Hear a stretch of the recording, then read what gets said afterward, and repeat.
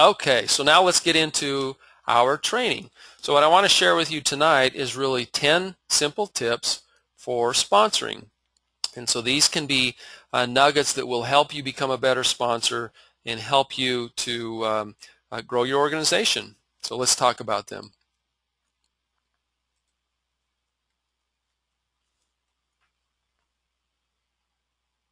So the first is to give equal time to sponsoring. So it's important that you are applying as much time and energy to sponsoring as you do to the other components of your business. So many times people will spend maybe 90% of their time selling and maybe 10% of their time booking, which leaves 0% of their time for sponsoring. And so what you want to make sure you're doing is that you are giving equal time to sponsoring. So Mary Christensen, who came to our reunion, gave us a quote which was awesome, and she said, "Sales are your income today, bookings are your income tomorrow, and sponsoring is your income forever." And so as you continue to build an organization, your sponsoring becomes where your real big money comes into the business. You personally can't replace what a team or an organization of 20, 30, 500, 1,000 can do as far as the volume that they can generate. So again, it's important that you're going about your day, that you are focused on giving equal time. And so what that means is that if you're having a party, if you go to a party, or when you have your party, that you're saying to yourself, okay, the host's goal is to have a $500 party.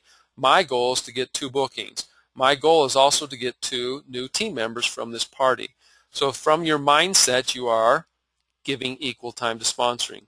The other thing that's also important, that as you are doing this, that as you are creating your marketing materials, right, as you're dropping off catalogs and you're dropping off and you're putting out newsletters and you're doing those type of things, that you're not just focused on sales, that you're giving equal time to sponsoring. So again, if you're following the Easy Peasy 2-step, you will be giving equal time to sponsoring. But tip number 1 is give equal time to sponsoring. Tip number 2 is create excitement. Now, I know you're probably not surprised, but most of the people who are out there are not thinking about joining your team, right? When you talk to someone, the first thing that comes to their mind is not, wow, I want to join their team. Okay? We wish that was, but that's not the case. So what you have to do is you've got to create some excitement. You've got to create interest. You've got to get them to have action in a mentality that they want to be part of your team. And so things that you want them to do is through your conversation and through the excitement and through the words that you use, you want them to be saying, you know what, I could do that. I'd love to do something like that.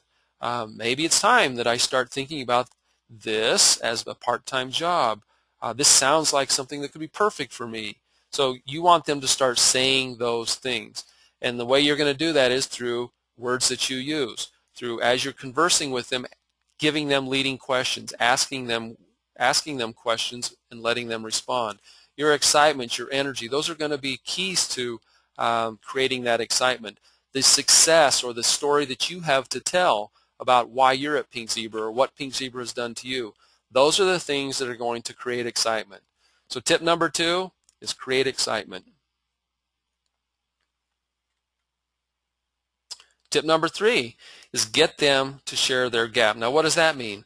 Well, what that means is that we as humans generally don't share what we don't have. We only share what we have. And so your goal when you start conversing with someone is try to get them to understand what their needs are. Okay, what is the gap that they have? I'm very excited and easy for me to tell you what I have, but I'm not necessarily going to share with you what I don't have. And what you're going to have to do is you're going to have to get that from me. And you want to find what's missing in Colby's life that he needs. And so you can do that through conversation. That interviewing process is very, very important. And so as you are interviewing and as you're talking to them, again, most human beings are not just going to start telling you everything, but you can lead them down certain paths with the questions that you ask. And things might be, as you're conversing with them, you know, if you had $1,000, how would you spend it? What would an extra $100 a week mean to you? If you could take a trip, where would you go? What would be the ultimate vacation for you? And so you're going to start learning things from them, because what if they say, well, I can't afford a trip. Oh, I'd love to go to such and such, but I mean, I just couldn't imagine that. That's way too too expensive. And so there you go. You start understanding their needs. Oh, what would I do without an extra $100? Well, my daughter has wanted to join dance, or we would like to get my child more involved in this, and so that would help me. So you can see how now you're starting to understand what that gap is. So getting to know them, this is still a relationship business. And so again, through the interviewing process, they need to understand you. You need to understand them. And you can do that by building that relationship. So get them, tip number 3 is get them to share their gap. Tip number 4 is go after successful people. Now, why would you want to do that? Okay. Well, your success, the success of your team depends on the success of you depends on your team. And so it's important that you have a good team, a strong team. Now, that doesn't mean that you don't go after successful people, and we all have a different definition of success. Okay, but you want to make sure that you're looking for people and not step back from people who are professionals, right? So often we think, well, I mean, that person is a lawyer, that person is in a profession, they wouldn't want to do this, but guess what? They do. What you're going to find is that more and more professionals are joining direct sales. And the reason being is why? Well, the economy has forced many professionals to get out of their comfort zone or to get out of the career path that they have, and they're having to look elsewhere. But one of the things that you know is that they have success where they have been. It's not necessarily because of them that they don't have a job, right? There are other extenuating circumstances that may have caused that. So keep your eye open for these people. And one of the things you can just think about, and as you're talking to people, is you can start saying, with your successful track record, I imagine you could choose to do anything that you wanted. Would you think about owning your own business? Or you may ask the question, with all the skills and experience you have, wouldn't it make sense that you could start your own business? So those would be things that, again, as you are looking after and talking to these successful people, that you can ask. So don't steer away. So often we're like, well, I mean, I'm only going to go, someone would only join my team if they don't have a job, right? But that's not necessarily the case. And also, there's a lot of young people today who are looking for freedom and flexibility. And so you have that opportunity as you go and look after those successful people. So again, tip number 4 is go after successful people. Okay, tip number 5 is don't give them everything. Okay, so what we do know is, again, is a broad statement that most people don't join your team after one conversation, right? You build a relationship with them, you share information with them, and then they go to someone, or they think about it. They may have a spouse or a partner that they need to talk to. So again, they're going to go back and they're going to review and they're going to think. And so what you want to be careful of is that you don't give them everything up front. You want to continue to raise that interest so that when you talk to them, again, you have more ammunition or more gumph that you can give them. And so just to give you an example of how simple it could be, is you talk to them about the opportunity. You're talking about why you love Pink Zebra, and you give them some nuggets that they can take away, and so they go away. And then you call them up, and maybe you have another chat with them, or you get together over the phone, in person, however that is.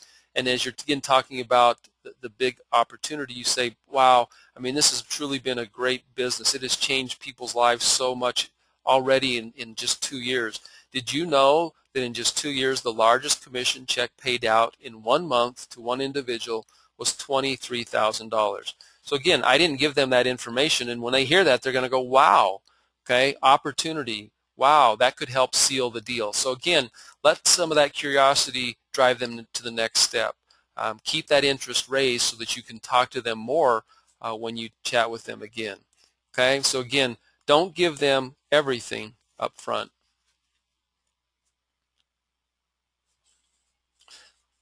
Tip number 6 is make it easy for them to join. And when I say make it easy for them to join, I'm not referring to the system, right? Our system today is easy for them to join. Even without you, they can go out there and join. They can find you. They can take your link off your replicated website. They can enter your zip code, your name, whatever it is. That process is easy. Okay, when I refer to make it easy for them to join is as you talk about the business opportunity. let them know. So often people think that they have to jump in 100%, and I can't commit to that. I mean, I have another job, I have a family. That's just too much. But if you make it easy for them to join and letting them know that they can get their feet wet, they can jump in, they don't have to jump in, they can put their toes in a little bit at a time. And they can work around their schedule, they can work around their family. They can earn an income based on their needs, so they can test the waters relatively easy. Okay? So again, as you're talking to them, and this is a new person who want to join your team, also make sure that they understand some of the simple benefits. You know, they can work this as a part-time job as they are at their full-time career or full-time job. They can use this instead of going for overtime. It gives them that flexibility. How many of you talk about the tax breaks that a person will receive when they have their own business? Again, having your own business doesn't require a certain number of hours, right? From the tax standpoint, it's the tax benefits that you receive based on the investments that you make in your business. And so I'm not an accountant, but you all know that as independent business people, you can pick up many tax breaks and tax benefits by being an independent business owner. So again, make sure you're talking about them, and we talked about testing the waters, but again, the other part of the benefits that they can receive are some of the personal satisfaction that they may never get from another job that they may have. And again, if they're not in a job, you can receive personal satisfaction. If they are a mother and who is a stay-at-home, the satisfaction that you will get by someone saying, congratulations, you're number one in sales.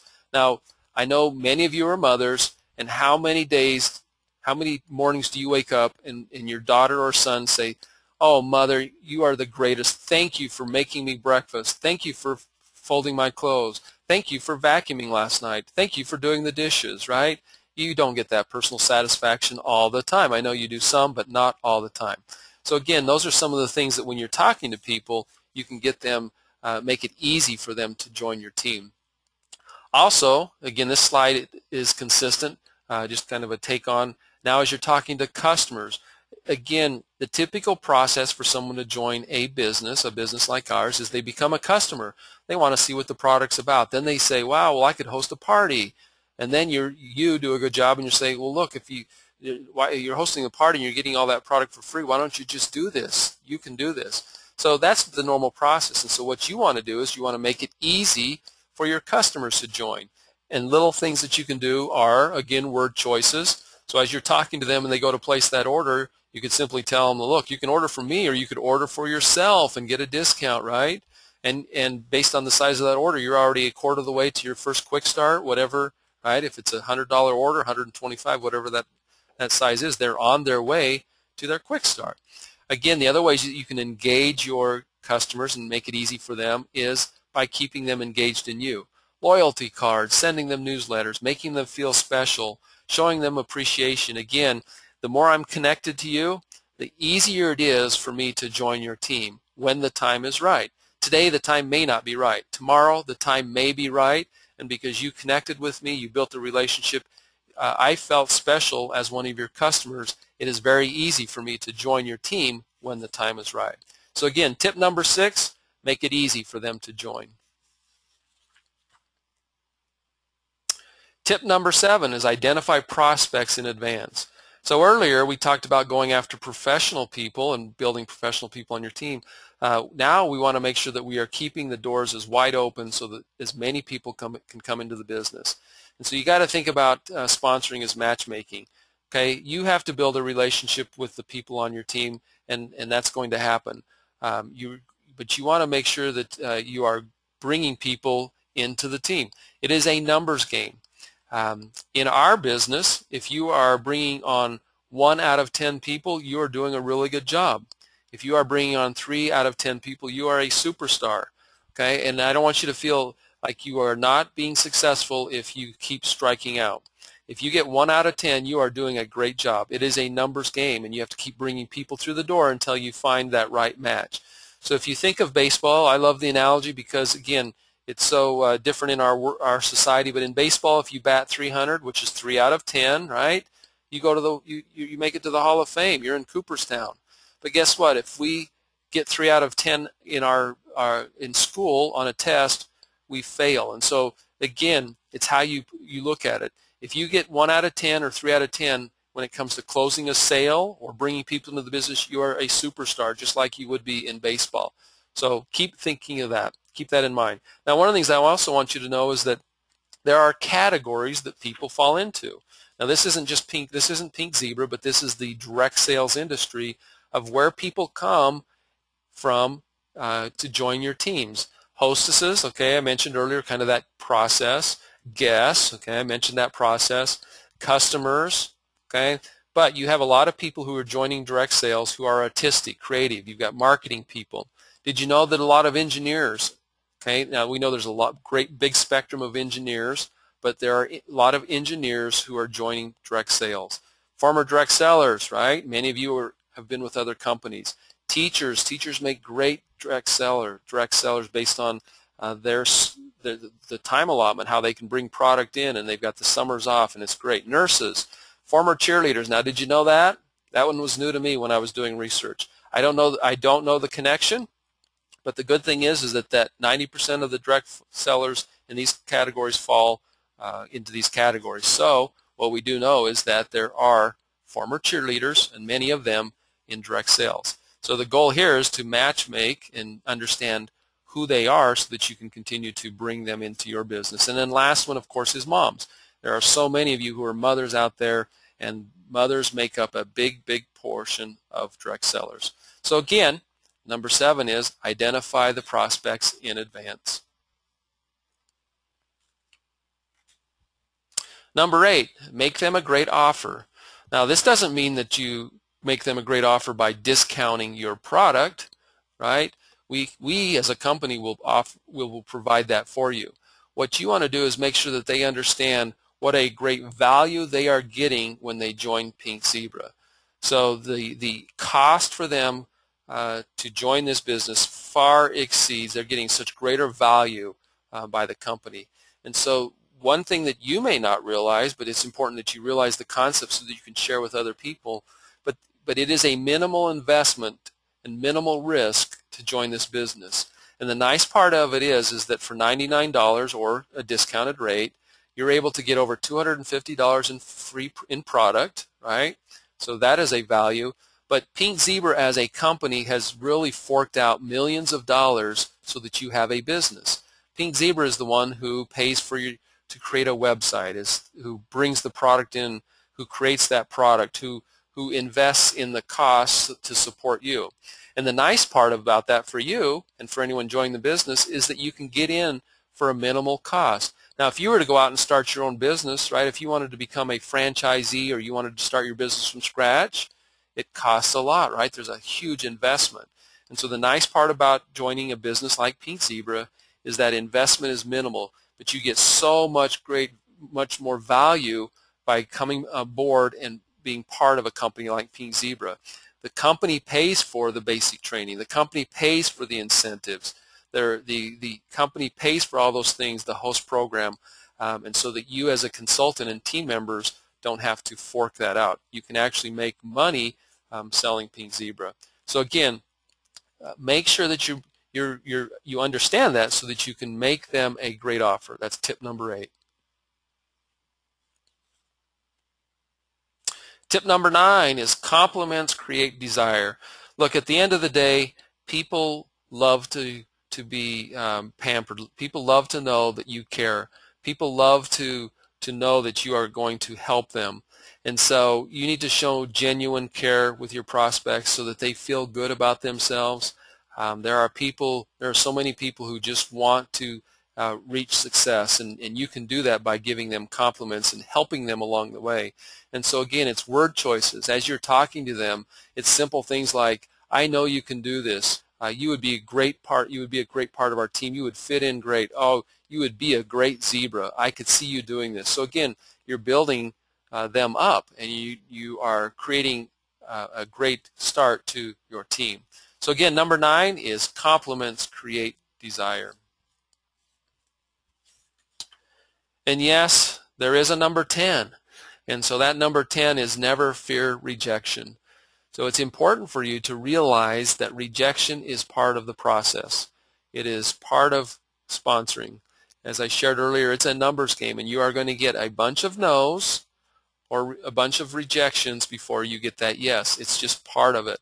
There is not many people who are going to go out there and hit bat 100 or bat 1,000 in this business. So it is just part of the process. It's important that you don't let that fear of rejection stop your business.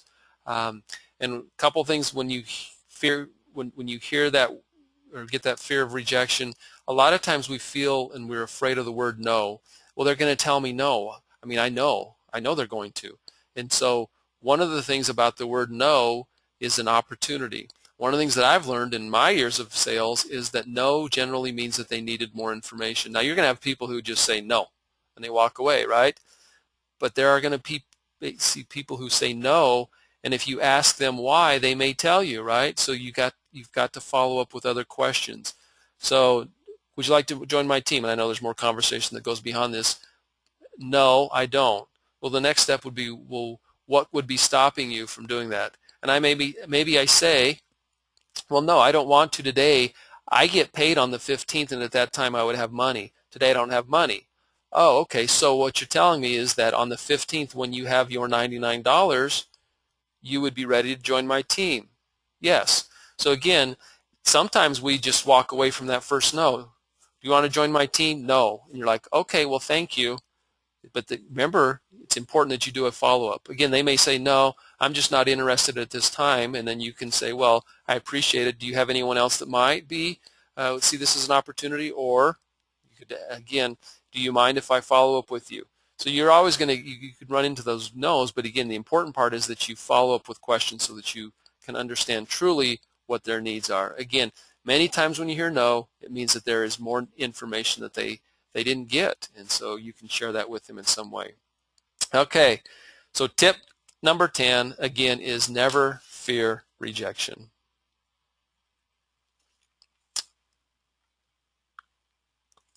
Okay, so I hope that you found that that was informative and helpful. Again, my challenge to each one of you is that I gave you information. There were 10 tips and 10 things that you can incorporate. I would strongly encourage you not to go out and try to incorporate all 10 of those tomorrow. But what you want to make sure you do is you want to take little nuggets and you want to start applying them. What I can assure you is that if you take one or two of those and you apply those to your business, that you will see a change. You're going to see some success, and then you can keep building on that. If you are a leader, incorporate this into your team meetings. But again, I will assure you that if you incorporate them into your business, you are going to see success.